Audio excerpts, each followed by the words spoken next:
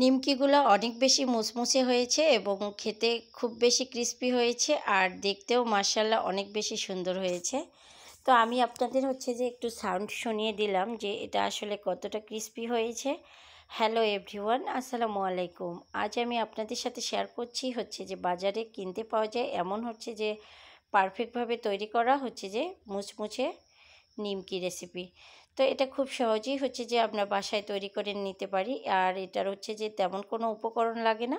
একদম যে সিম্পল কয়েকটি উপকরণ দিয়ে যে আমরা তৈরি করে নিতে পারি। তো প্রথমেই যে আমি একটা বোলের মধ্যে এখানে দিয়ে দিলাম যে 1.5 কাপ পরিমাণ যে ময়দা। এরপর যে এখানে আমি দিয়ে দিলাম 1 চামচ পরিমাণ কালো জিরে এবং দিয়ে দিলাম একটু পরিমাণ মতো লবণ। এরপর এখানে আমি যে দিয়ে দিলাম 2 চামচ পরিমাণ চিনি। যেহেতু যে আমার বাচ্চারা খাবে তাই একটু এখানে যে আমি মানে এই নিমকিটাকে একটু মিষ্টি মিষ্টি করতে চাচ্ছি, তাই এখানে যে আমি 2 চামচ পরিমাণ দিয়ে দিলাম চিনি। এবার যে আমি এখানে দিয়ে দিলাম 1.5 টেবিল চামচ পরিমাণ খাবার তেল।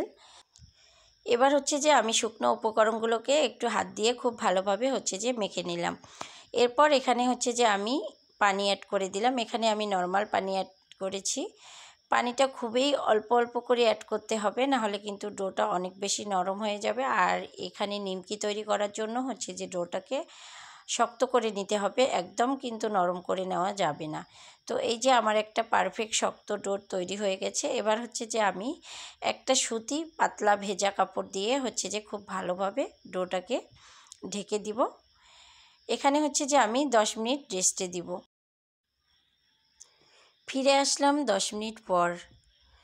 তো এবার যে আমি কাপড়টাকে উঠিয়ে এবার যে একটু নেড়ে নিচ্ছি। এই যে দেখতে পাচ্ছেন আমার ডোটা কিন্তু কতটা শক্ত আছে এবং কতটা সফট হয়েছে, দেখে নিশ্চয়ই বুঝতে পারতেছেন।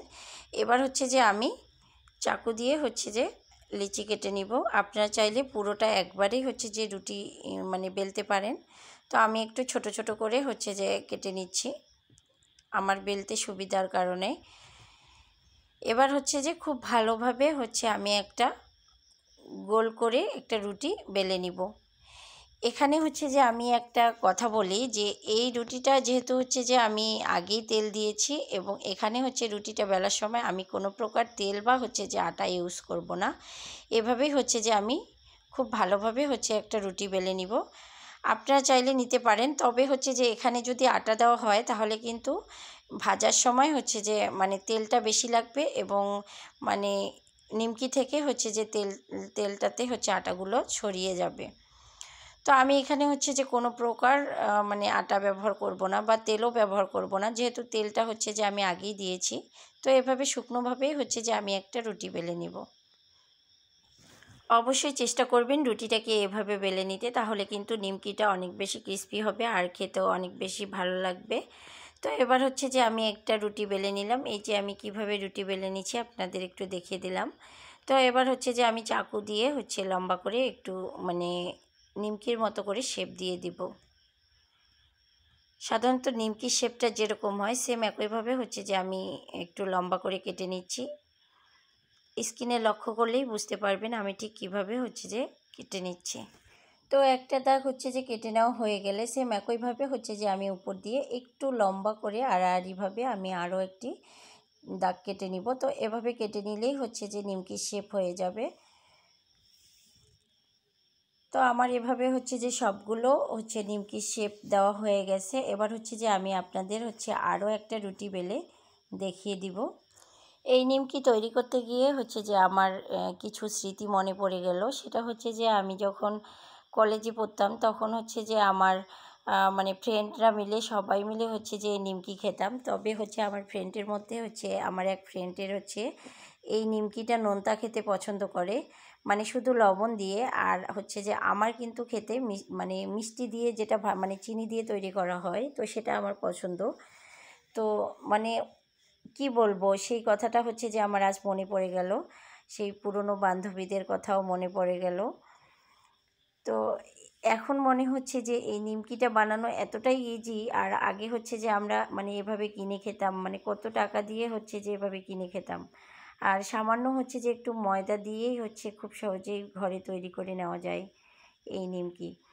তো তো এবার হচ্ছে যে আমি সবগুলো হচ্ছে যে খুব ভালোভাবে তেলের মধ্যে হচ্ছে ভেজে নিচ্ছি। তো এভাবে হচ্ছে যে সবগুলো নিমকিকেই আমি ভেজে নিব।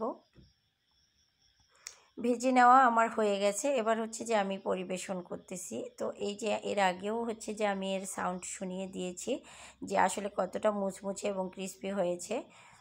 দেখেই আসলে বোঝা যাচ্ছে। আমার ভিডিওটি যদি আপনাদের ভালো লেগে থাকে তাহলে অবশ্যই একটা লাইক করে দিবেন। যারা ফেসবুক থেকে আমার এই ভিডিওটি দেখছেন আমার পেজটিকে ফলো করে দিবেন, এবং যারা ইউটিউব থেকে আমার এই ভিডিওটি দেখছেন আমার চ্যানেলটিকে সাবস্ক্রাইব করে দিবেন। আর হচ্ছে যে অবশ্যই বেশি বেশি করে শেয়ার করে দিবেন। এই নিমকিটা হচ্ছে যে আপনারা একবার বানিয়ে সংরক্ষণ করতে পারবেন 2 থেকে 3 মাসের জন্য। কোনো এয়ারটাইট বক্সে অথবা কাচের বয়ামে রাখতে পারেন, তাহলে কিন্তু 2 থেকে 3 মাস হচ্ছে যে এই নিমকিটা অনেক বেশি ভালো থাকবে। তো আল্লাহ হাফেজ।